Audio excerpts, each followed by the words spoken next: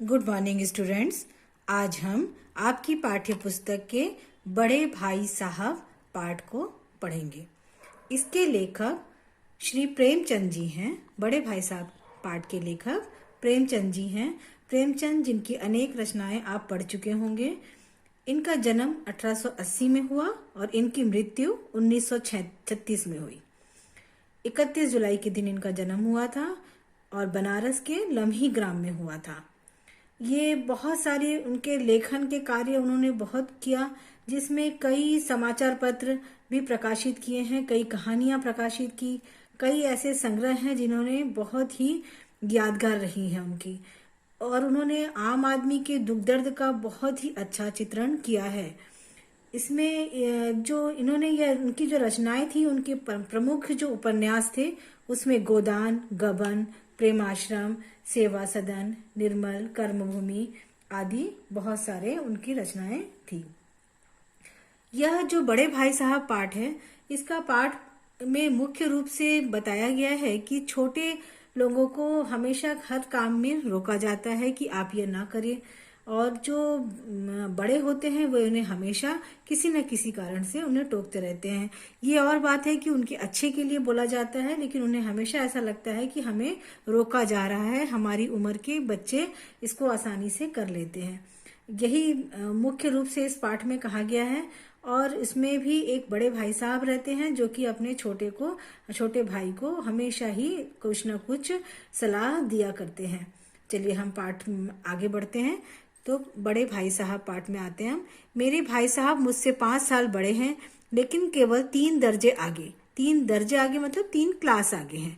उन्होंने भी उसी उम्र में पढ़ना शुरू किया था जब मैंने शुरू किया, लेकिन तालीम जैसे महत्व के मामले में, तालीम मतलब शिक्षा जैसे महत्व के मामले में वह जल्दबाजी से काम लेना पसंद न करते थे। उन्हें हड़बड़ी से पढ़ना, जल्दी से कोई चीज को करना उन्हें पसंद नहीं था। इस भवन की बुनियाद खूब मजबूत डालना चाहते थे। वे चाहते थे कि उसका बेस क्लियर हो, वो अच्छे से समझे, बिना समझे पाठ को ना पढ़े, जिस पर आलीशान महल बन सके। एक आलीशान महल मतलब शिक्षा पर आलीशान महल मतलब वह अपने कार्य में, शिक्षा में आगे बहुत सफलता प्राप्त कर सके। 1 साल का काम 2 साल में करते थे, कभी कभी 3 साल भी लग जाते थे। बुनियाद ही पुख्ता ना हो तो मकान कैसे पायदार बने, अर्थात जिस मकान की नींव मजबूत नहीं होगी वह मकान आगे अच्छे समय तक टिक नहीं सकेगा। यह उनका सोच था। मैं छोटा था, वह बड़े थे।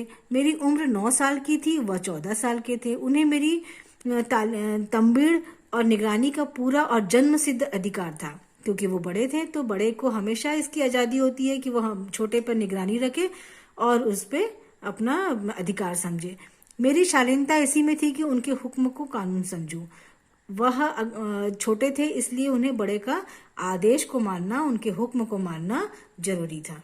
वह स्वभाव से ही बड़े अध्ययनशील थे, हरदम किताब खोले बैठे रहते और शायद दिमाग को आराम देने के लिए कभी कॉपी पर किताब के हाशिए पर चिड़िया, कुत्ता, बिल्लियों की तस्वीर बनाया करते थे। कभी कभी एक ही नाम या शब्द या वाक्य 10-20 बार लिख डालते। कभी एक शेर को बार बार सुंदर अक्षरों में नकल करते। कभी ऐसी शब्द रचना करते जिसमें न कोई अर्थ होता न कोई सामंजस्य। मसलन एक बार उनकी कॉपी पर मैंने यह इबारत देखी, स्पेशल, अमीना, भाइयों बहन भाइयों, दरअसल, भाई भाई, राधे श्याम, श्रीयुत राधे श्याम। 1 घंटे तक इसके बाद एक आदमी का चेहरा बना हुआ था। मैंने बहुत चेष्टा मतलब प्रयास किया कि इस पहेली का कोई अर्थ निकालूं, लेकिन असफल रहा और उनसे पूछने का साहस न हुआ। वह 9वीं जमात मतलब कक्षा में थे, मैं 5वीं में था। उनकी रचनाओं का समझना मेरे लिए छोटा मुंह बड़ी बात थी। मेरा छोटा मुंह बड़ी बात का अर्थ क्या हुआ, मतलब हम जो छोटे होते हैं वो बड़ी बात कहना, बड़ा चीज कहना, या कदवार ही सही और हौसलेवार, या आपके जो आपका जो कद है अर्थात जो आपकी योग्यता है उससे ज्यादा की बात करना। मेरा जी पढ़ने में बिल्कुल न लगता था। 1 घंटा भी किताब लेकर बैठना पहाड़ था मतलब कठिन था। मौका पाते ही हॉस्टल से निकलकर मैदान में आ जाता और कभी कभी कंकरिया उछालता। कंकरिया मतलब कंकड़ उछालना। कभी कागज की तितलियां उड़ाता और कहीं कोई साथी मिल गया तो पूछना ही क्या। कभी चार दीवारी पर चढ़कर नीचे कूद रहे हैं। चार दीवारी मतलब जो बाउंड्री वॉल होता है उसको चार दीवारी बोलते हैं। कभी फाटक पर सवार उसे आगे पीछे चलाते हुए मोटर कार का आनंद उठा रहे हैं। लेकिन कमरे में आते ही भाई साहब का वह रुद्र रूप अर्थात एकदम कठोर गुस्से से जो उनका फेस हो जाता था उसको कह रहे हैं कि रुद्र रूप देखकर प्राण सूख जाते थे। प्राण सूख जाना मतलब डर जाना। उनका पहला सवाल यह होता, कहाँ थे? हमेशा यही सवाल इसी ध्वनि में हमेशा पूछा जाता। इसी ध्वनि में मतलब इसी आवाज में पूछा जाता और इसका जवाब मेरे पास केवल मौन था। वह चुप रह जाते थे। न जाने मेरे मुंह से यह बात क्यों नहीं निकलती थी कि जरा बाहर खेल रहा था। मेरा मौन कह देता था कि मुझे अपने अपराध स्वीकार है और भाई साहब के लिए उसके सिवा और कोई इलाज न था कि स्नेह और रोष से मिले हुए शब्दों में मेरा सत्कार करे। मतलब जब भी वो आकर के खेल के आते थे तो हमेशा उनकी जो आवाज रहती थी वो गुस्से से रहती थी, लेकिन उसमें स्नेह भी रहता था। इस तरह अंग्रेजी पढ़ोगे तो जिंदगी भर पढ़ते रहोगे और एक हर्ष न आएगा। मतलब इस तरह से अगर पढ़ाई करोगे तो तुम्हें जिंदगी भर पढ़ना पड़ेगा और कुछ भी समझ में ना आएगा। अंग्रेजी पढ़ना कोई हंसी खेल नहीं है कि जो चाहे पढ़ ले। नहीं ऐरा गैरा नत्थु खैरा, सभी अंग्रेज के विद्वान हो जाते। ऐरा गैरा नत्थु खैरा मतलब हर आने जाने वाला व्यक्ति, हर जो काबिल हो नाकाबिल हो, हर कोई अंग्रेजी का विद्वान हो जाता। यहाँ रात दिन आंखें फोड़नी पड़ती है और खून जलाना पड़ता है। आंखें फोड़नी मतलब पढ़ाई करते रहते हैं आंखों से, उसमें दबाव दे करके पढ़ना। खून जलाना मतलब उस पर मेहनत करते हैं। तब कहीं यह विद्या आती है। और आती क्या है? हाँ, कहने को आ जाती है। बड़े बड़े विद्वान भी शुद्ध अंग्रेजी नहीं लिख सकते, बोलना तो दूर रहा। और मैं कहता हूँ तुम कितने घोंगा हो कि मुझे देखकर भी सबक नहीं लेते। मैं कितनी मेहनत करता हूँ यह तुम अपनी आंखों से देखते हो। अगर नहीं देखते तो यह तुम्हारी आंखों का कसूर है। कसूर मतलब गलती है, तुम्हारी बुद्धि का कसूर है। इतने मेले तमाशे होते हैं, मुझे तुमने कभी देखने जाते देखा है? रोज ही क्रिकेट और हॉकी के मैच होते हैं, मैं पास नहीं फटकता, हमेशा पढ़ता रहता हूँ। उस पर भी एक एक दर्जे में 2-2, 3-3 साल पढ़ रहा हूँ। एक एक दर्जे में मतलब एक एक कक्षा में 2-2, 3-3 साल पढ़ रहा हूँ। फिर भी तुम कैसे आशा करते हो कि तुम यूं खेल कूद में वक्त गंवाकर पास हो जाओगे? मुझे तो 2 ही 3 साल लगते हैं, तुम उम्र भर इसी दर्जे में पढ़े सड़ते रहोगे।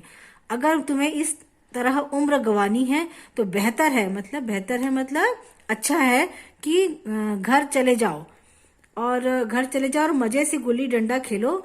और दादा की गाड़ी कमाई के रुपए को क्यों बर्बाद करते हो? दादा की गाड़ी कमाई मतलब मेहनत की कमाई को। मैं यह लताड़ सुनकर आंसू बहाने लगता। यह जो डांट होती थी उसे सुनकर आंसू बहाने लगता। जवाब ही क्या था? अपराध तो मैंने किया है। लताड़ कौन सा है?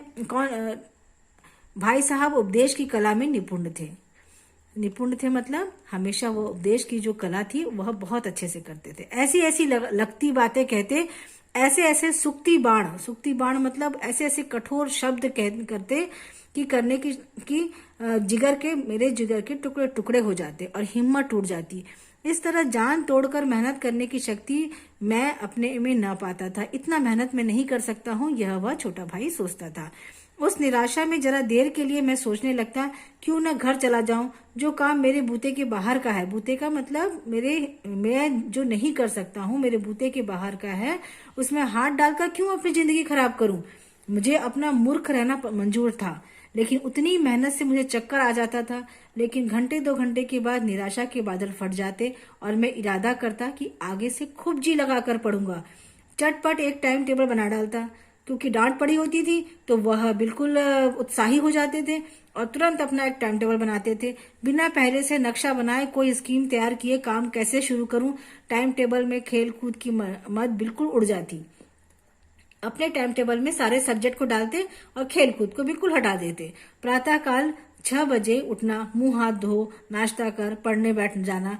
6 से 8 तक अंग्रेजी, 8 से 9 तक हिसाब मतलब गणित, 9 से 9:30 तक इतिहास, फिर भोजन और स्कूल। 3:30 बजे स्कूल के वापस होकर आधा घंटा आराम। 4 से 5 तक भूगोल, 5 से 6 तक ग्रामर, आधा घंटा हॉस्टल के सामने ही टहलना। 6:30 से 7 तक अंग्रेजी कंपोजिशन, फिर भोजन करके 8 से 9 तक अनुवाद, 9 से 10 तक हिंदी 10 से 11 तक विविध विषय, फिर विश्राम। विश्राम मतलब आराम।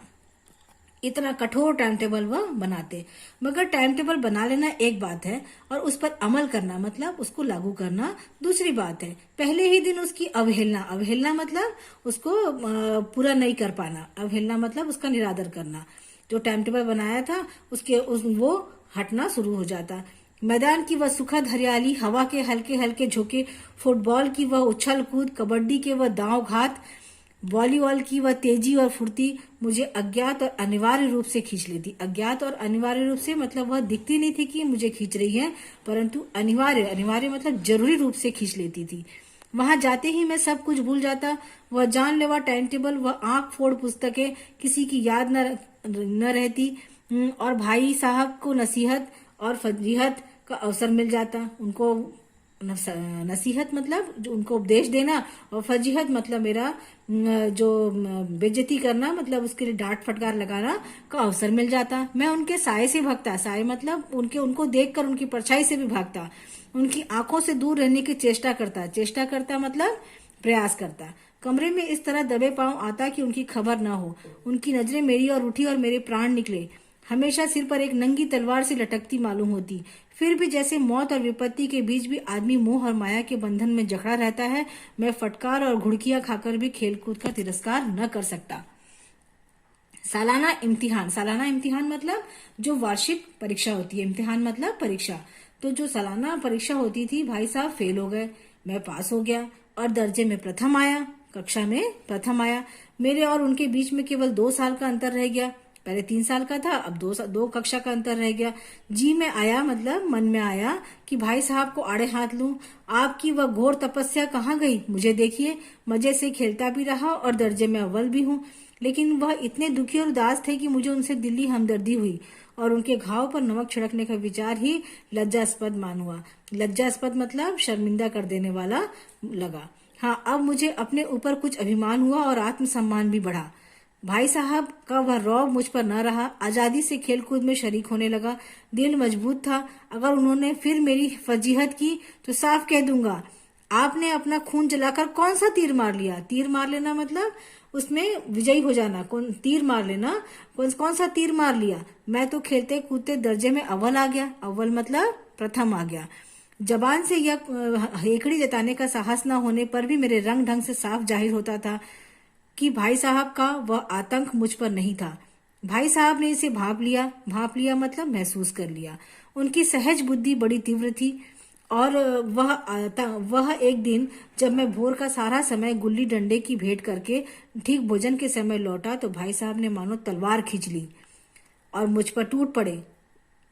देखता हूँ इस साल पास हो गए और दर्जे में अव्वल आ गए तो तुम्हें दिमाग हो गया है मेरा। मगर भाईजान, घमंड तो बड़े बड़ों का नहीं रहा, तुम्हारी क्या हस्ती है? इस इतिहास में रावण का हाल तो पढ़ा ही होगा। उसके चरित्र से तुमने कौन सा उपदेश लिया या यो ही पढ़ गए? महज इम्तिहान का पास कर लेना कोई चीज नहीं।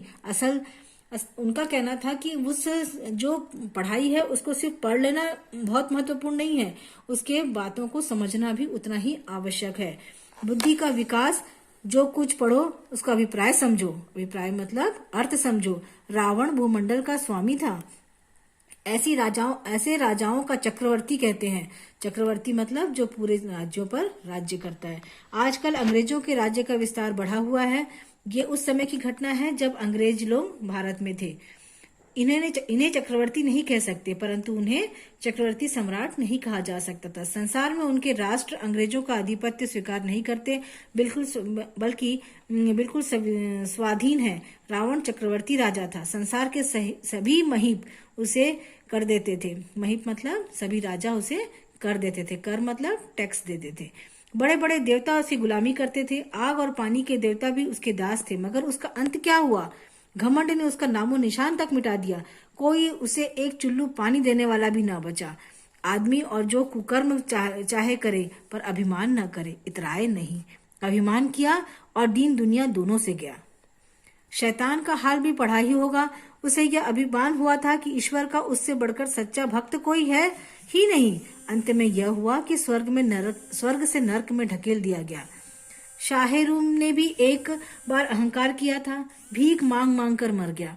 तुमने तो अभी केवल 1 दर्जा पास किया है और अभी से तुम्हारे सिर फिर गए हैं, तब तो तुम आगे पढ़ चुके। मतलब तुम्हारा इतना ही अगर रहा, तुम्हारा अंदर इतना घमंड रहा, तो तुम आगे तुम्हारे लिए पढ़ाई करना बहुत ही मुश्किल हो जाएगा। इसलिए अभिमान ना करें। वह समझ लो कि तुम अपनी मेहनत से नहीं पास हुए हो। अंधे के हाथ बटेर लग गई। अंधे के हाथ बटेर लग गई मतलब कि एक जो मेहनत नहीं किया लेकिन उसके हाथ में चीजें आ गई। मगर बटेर केवल एक बार हाथ लग सकती है, बार बार नहीं लग सकती। किस्मत एक बार आपका साथ दे करके आपको ऐसा अव्वल ला दी, पर हर बार नहीं हो सकता। कभी कभी गुल्ली डंडे में भी अंधा चोट निशाना पड़ जाता है। इसमें कोई सफल खिलाड़ी नहीं हो जाता। सफल खिलाड़ी वह है जिसका कोई निशाना खाली ना जाए। मेरे फेल होने पर मत जाओ, मेरे दर्जे में आओगे तो दांत पीसना आ जाएगा। क्योंकि वो बड़े क्लास में थे तो वो इस तरीके से धमकाते थे कि तुम अगर इस तरीके से पढ़ाई करोगे तो मेरे क्लास तक आते आते तुम्हें बहुत ज्यादा मेहनत करनी पड़ेगी और तुम्हें समझ भी नहीं आएगा। आजकल अलजबरा और ज्योमेट्री, जो आपके मैथ्स का एक टॉपिक होता है, उसे कहा है कि अलजबरा और ज्योमेट्री के लोहे के चने चबाने पड़ेंगे और इंग्लिस्तान का इतिहास पढ़ना पड़ेगा। बादशाहों के नाम याद रखने होंगे, आसान नहीं है। तो यह सब उन्हें वो डराने के लिए नहीं कह रहा था, इसलिए कह रहा था कि तुम अपने पढ़ाई के प्रति जो जवाबदार हो जाओ। 8-8 हेनरी हो गुजरे हैं। कौन सा कांड किस हेनरी के समय हुआ, ये क्या यह याद कर लेना आसान समझते हो? ये इतिहास के बारे में बात कर रहे थे। हेनरी 7वें की जगह हेनरी 8वां लिखा और सब नंबर गायब। सफा चट, सिफर भी ना मिलेगा। सिफर भी हो किस ख्याल में? दर्जनों तो जेम्स हुए हैं, दर्जनों विलियम, कौड़ियों चार्ल्स। दिमाग चक्कर खाने लगता है, आंधी रोग हो जाता है। मतलब कि इतना कुछ है और जरा जरा सा के अंतर में इतिहास है कि उसको याद करना इतना आसान नहीं है। इन भागों को नाम भी ना जुड़ते थे, एक ही नाम के पीछे दोयम, सोयम, चहारुम, पंचुम लगाते गए। मुझसे पूछते तो 10 लाख नाम बता देता। मतलब नाम भी उनके मिलते जुलते थे, जिससे कि उनको याद करके रखना और भी ज्यादा मुश्किल था। और ज्योमेट्री तो बस खुदा ही पनाह, अ ब ज की जगह अ ज ब लिख दिया और सारे नंबर कट गए। कोई इन निर्दयी मुमतहीनों से नहीं पूछता कि आखिर अ ब ज और अ ज ब में क्या फर्क है। और व्यर्थ की बातों के लिए क्यों छात्रों का खून करते हो? दाल भात रोटी खाई या भात दाल रोटी खाई, इसमें क्या रखा है? मगर इन परीक्षकों को क्या परवाह, वह तो वही देखते हैं जो पुस्तक में लिखा है। चाहते हैं कि लड़के अक्षर अक्षर रट डाले और इसी रंटत का नाम शिक्षा रख छोड़ा है। और आखिर इन बेसिर पैर की बातों को पढ़ने से फायदा ही क्या? इस रेखा पर वह लंब गिरा दो तो आधार लंब से दुगना हो जाएगा। लंब गिरा दो मतलब जो आप एक लाइन पर जो रेखा खींचते हो, एक लाइन खींचते हो, उसको कह रहा है ये कि इसमें प्रयोजन दुगना नहीं चौगुना हो जाए या आधा ही रहे। मेरी बला से मतलब मुझे क्या करना है, लेकिन परीक्षा में पास होना है, तो इस सब खुराफात को याद करना पड़ेगा। यह क्या है, मैथ्स के अलजेब्रा के बारे में बात कर रहे हैं, ज्योमेट्री के बारे में बात कर रहे हैं। कह दिया समय की पाबंदी पर एक निबंध लिखो जो 4 पन्नों से कम ना हो। अब आप कॉपी सामने खोले, कलम हाथ में लिए, उसके नाम को रोइए। कौन नहीं जानता कि समय की पाबंदी बहुत अच्छी बात है। इससे आदमी के जीवन में संयम आ जाता है, दूसरे का उस पर स्नेह होने लगता है और उससे कारोबार में उन्नति होती है। लेकिन इस जरा सी बात पर 4 पन्ने कैसे लिखें? जो इस बात को एक वाक्य में कही जा सके, उसे 4 पन्नों में लिखने की जरूरत? मैं तो इसे हिमाकत कहता हूँ। यह तो समय की किफायत नहीं बल्कि उसका दुरुपयोग है। मतलब उसे इस टॉपिक पर लिखना समय का दुरुपयोग लगा 4 पेज का। व्यर्थ में किसी बात को ठूस दिया जाए। हम चाहते हैं आदमी को जो कुछ कहना है चटपट कह दे और अपनी राह ले, मगर नहीं, आपके 4 पन्ने रंगने पड़ेंगे, चाहे कैसे लिखिए। और पन्ने भी पूरे फुल स्कैप आकार के, मतलब पूरे पेज में लिखना है। यह छात्रों पर अत्याचार नहीं तो और क्या है। अनर्थ यह है कि कहा जाता है कि संक्षेप में लिखो। समय की पाबंदी पर संक्षेप में एक निबंध लिखो जो 4 पन्नों से कम नहीं न हो। ठीक संक्षेप में तो 4 पन्ने हुए नहीं, शायद 100-200 पन्ने लिखवाते। तेज भी दौड़िए और धीरे भी। उल्टी बात है या नहीं? बालक भी इतनी सी बात समझ सकता है, लेकिन इन अध्यापकों को इतनी तमीज भी नहीं। उस पर दावा है कि हम अध्यापक हैं। मेरे दर्जे में आओगे लाला तो ये सारे पापड़ बेलने पड़ेंगे और तब आटे दाल का भाव मालूम हो जाएगा। तो यह शिक्षा के ऊपर में वह सीमित रखने की बात कह रहा है। मेरे दर्जे में इसीलिए मेरा कहना मानिए, लाख फेल हो गया हूँ लेकिन तुमसे बड़ा हूँ। संसार का मुझे तुमसे कहीं ज्यादा अनुभव है। जो कुछ कहता हूँ उसे गिरह बांधिए। गिरह बांधिए मतलब गठान बांध लो तो नहीं पछताओगे। स्कूल का समय निकट था, नहीं ईश्वर जाने यह उपदेश माला कब समाप्त होती। उपदेश माला मतलब जो वो कह रहे थे वह बात कब खत्म होती। भोजन आज मुझे निस्वाद सा लग रहा था, क्योंकि भोजन के टेबल पर ही यह बात हो रही थी। जब पास होने पर यह तिरस्कार हो रहा है तो फेल हो जाने पर शायद प्राण ही ले लिए जाए।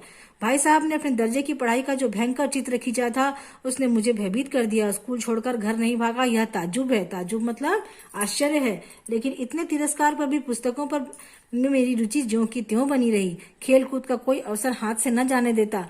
पढ़ता भी मगर बहुत कम, बस इतना कि रोज टास्क पूरा हो जाए और दर्जे में जलील ना होना पड़े, जो क्लास में आपको शर्मिंदा ना होना पड़े। अपने ऊपर जो विश्वास पैदा हुआ था वह फिर लुप्त हो गया और फिर चोरों का सा जीवन कटने लगा। फिर चोरों का सा जीवन कटने लगा मतलब कि वह फिर लुका छिपी शुरू हो गई। फिर सालाना इम्तिहान हुआ, मतलब वार्षिक परीक्षा हुई और कुछ ऐसा संयोग हुआ कि मैं फिर पास हो गया और भाई साहब फिर फेल हो गए। मैंने बहुत मेहनत नहीं की पर न जाने कैसे दर्जे में अव्वल आ गया। मुझे खुद आश्चर्य हुआ। भाई साहब ने प्राणांतक परिश्रम किया। प्राणांतक परिश्रम मतलब बहुत परिश्रम, बहुत मेहनत किया। कोर्स का एक एक शब्द चाट गए थे। 10 बजे रात तक इधर, 4 बजे भोर से 6 से 9:30 तक, स्कूल जाने के पहले तक। मुद्रा कांतिहीन हो थी मगर बेचारे फेल हो गए। मुझे उन पर दया आती थी। नतीजा सुनाया गया तो वह रो पड़े और मैं भी रोने लगा। अपने पास होने की खुशी आधी हो गई। मैं भी फेल हो गया होता तो भाई साहब को इतना दुख ना होता, लेकिन विधि को की बात कौन टाले। मेरे और भाई साहब के बीच में अब केवल एक दर्जे का अंतर रह गया था और मन में एक कुटिल भावना उदय हो गई थी। कुटिल भावना, एक गलत सी भावना आ गई थी कि मैं कम पढ़ करके भी भाई साहब के नजदीक आता चला जा रहा हूँ। कहीं भाई साहब 1 साल और फेल हो जाएं तो मैं उनके बराबर हो जाऊंगा। इतनी गलत भावना उनके मन में आने लग गई थी। फिर वह किस आधार पर मेरी फजीहत कर सकेंगे, लेकिन मैंने इस विचार को दिल से बलपूर्वक निकाल दिया।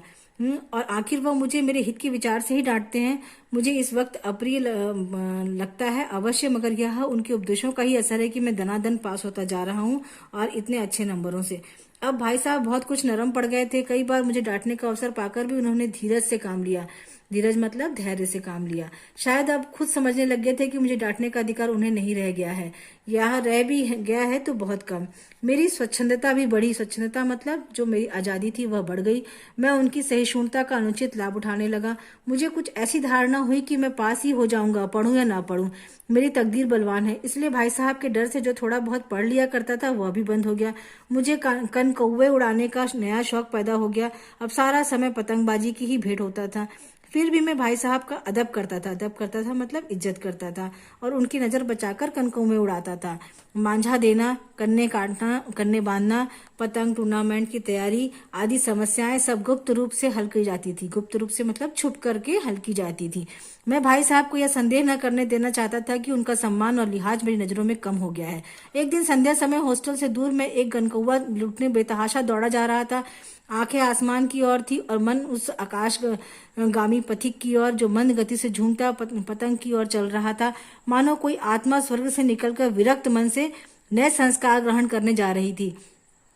बालकों को पूरी सेना लगे झाड़दार बांस लिए इनका स्वागत करने के लिए दौड़ी जा रही थी। किसी को अपने आगे पीछे की खबर न थी। सभी मानो उस पतंग के साथ ही आकाश में उड़ रहे थे जहां सब कुछ समतल है, न मोटर कारें हैं, न ट्राम है, न गाड़ियां हैं। सहसा भाई साहब से मेरी मुठभेड़ हो गई। जो शायद बाजार से लौट रहे थे वह टकरा गए अपने भाई साहब से। उन्होंने वही हाथ पकड़ लिया और उग्र भाव से गुस्से से बोले, इन बाजारी लोगों के साथ में धेले का कनकौवे के लिए दौड़ते हुए तुम्हें शर्म नहीं आती? तुम्हें इसका भी कुछ लिहाज नहीं कि अब नीची जमात में नहीं हो बल्कि 8वीं जमात में आ गए हो। मतलब वो समझा रहे हैं कि अब तुम छोटी कक्षा में नहीं, अब बड़ी कक्षा में आ गए हो। उसके बाद भी तुम ये सब कर रहे हो, मुझसे केवल एक दर्जा नीचे हो। आखिर आदमी को कुछ तो अपनी पोजीशन का ख्याल रखना चाहिए। एक जमाना था कि लोग 8वीं दर्जा पास करके नायाब तहसीलदार हो जाते थे। मैं कितने ही मिडिलचरियों को जानता हूँ जो आज अव्वल दर्जे के डिप्टी मजिस्ट्रेट या सुप्रिंटेंडेंट है। कितने ही 8वीं जमात वाले हमारे लीडर और समाचार पत्रों के संपादक हैं। बड़े बड़े विद्वान उनकी माताहती में हैं। मतलब वह समझाने की कोशिश कर रहे हैं कि आप छोटी कक्षा में नहीं हो, आप बड़े कक्षा में पहुंच गए हो, जहां उतना ही पढ़ाई करके लोग अच्छे अच्छे दर्जे में नौकरी कर रहे हैं। तुम उसी 8वें दर्जे में आकर बाजारी लोगों के साथ कनकौवे के लिए दौड़ रहे हो। मुझे तुम्हारी इस कम अकली पर दुख होता है। तुम जहीन हो, इसमें शक नहीं, लेकिन यह जहन किस काम का, जो हमारी आत्मगौरव की हत्या कर डाले, मतलब हमारे आत्मसम्मान की हत्या कर डाले। तुम अपने दिल में समझते होगे मैं भाई साहब से महज एक दर्जा नीचे हूँ और अब उन्हें मुझको कुछ कहने का हक नहीं है। बड़े भाई साहब ने गुस्से से ये बात कह दी। लेकिन यह तुम्हारी गलती है। मैं तुमसे 5 साल बड़ा हूँ और चाहे आज तुम मेरी ही जमात में आ जाओ और परीक्षकों का यही हाल है तो निसंदेह अगले साल तुम मेरे समकक्ष हो जाओगे। शायद 1 साल बाद मुझसे आगे भी निकल जाओगे। लेकिन मुझमें और तुम में जो 5 साल का अंतर है उसे तुम क्या खुदा भी नहीं मिटा सकता। जो जन्म का अंतर है उसे तो कोई नहीं मिटा सकता।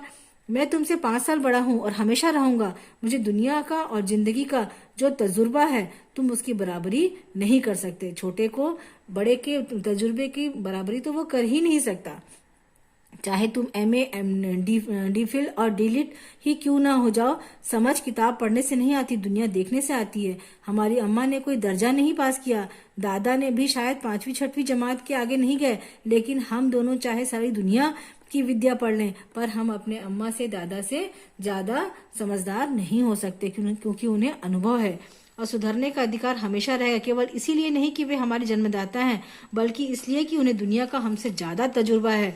वे हमारे जन्मदाता तो हैं ही, परंतु हमें हमसे ज्यादा उन्हें तजुर्बा भी है। अमेरिका में किस तरह की राज व्यवस्था है और 8वें हेनरी ने कितने ब्याह किए और आकाश में कितने नक्षत्र हैं, ये बातें चाहे उन्हें मालूम हो या ना हो, लेकिन उनका ज्ञान उन्हें हमसे और तुमसे ज्यादा है। दैव न करे आज मैं बीमार हो जाऊं तो तुम्हारे हाथ पांव फूल जाएंगे। दादा को तार देने के सिवा तुम्हारे और कुछ न सूझेगा। लेकिन तुम्हारी जगह दादा हो तो किसी को तार न दे, न घबराए, न बदहवास हो।